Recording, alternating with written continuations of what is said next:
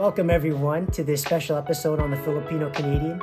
I'm your host, JedRocks. The reason why today's episode is special, it is being Canada Day, being Canada Day week. I want to continue with the theme. I'm going to read to you a couple paragraphs from my book, Thank You Cancer, on how my parents first met. Them being Filipino at first and immigrating out of Philippines, they actually chose Canada. And because of that, I really wanted to share with you this story. So sit back, relax, put on your headphones, enjoy me reading to you this story. How it all started. My story begins with how my parents first met. Both my parents are from the Philippines, but from two different parts. My mom is from the Visayas and was raised on the island of Bohol. She's a province girl and was raised in a town. My dad, however, is a straight-up city guy. He grew up in the city of Manila. It was my mom who first immigrated to Canada. She studied to become a nurse, which was her ticket to get out from the Philippines and to find a better opportunity for herself. When she finished nursing, she had two offers to leave to a new place. The choices were Corpus Christi, Texas, USA, and St. John's, Newfoundland, Canada. When she found it easier to get into Canada, she took the chance with the cold.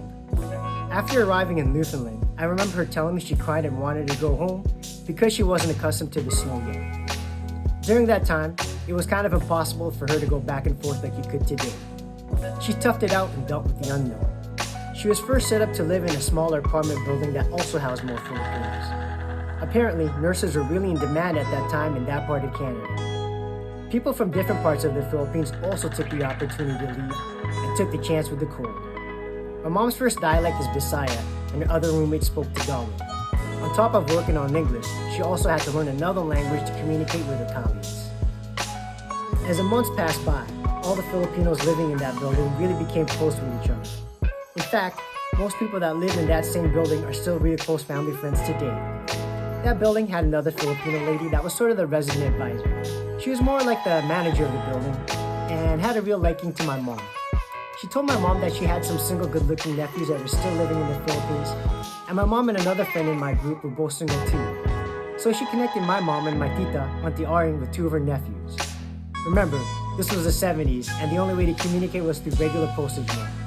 I don't even think they had regular email in the Philippines yet, probably just by ship. I was told that after a few letters back and forth with some pictures, they finally got to talk to each other on the phone via long-distance calling. This was like the internet to them. The older Filipino lady, which our family referred to as Mama Ding, was so happy they got together because my dad was one of her favorite nephews. My mom had the opportunity to go back and visit the Philippines first. When they first met, through time they got to know each other well. Not long after, my dad met the requirements that qualified him to immigrate to Canada. He then packed and moved to Newfoundland to go live with my mom, Mama Ding, and the rest of the Filipinos in that same building. Through some old pictures and stories from family friends, it looked like that apartment building was a happening place. Young and free and a new country.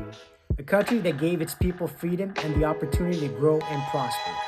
Definitely better than what was going on in the Philippines back then. Thanks again for tuning in and letting me read to you a couple of paragraphs from my book, Thank You Cancer, on the story of how my parents met, choosing to immigrate to Canada, why I'm proud to be Canadian, and proud to say this country did give me some opportunities.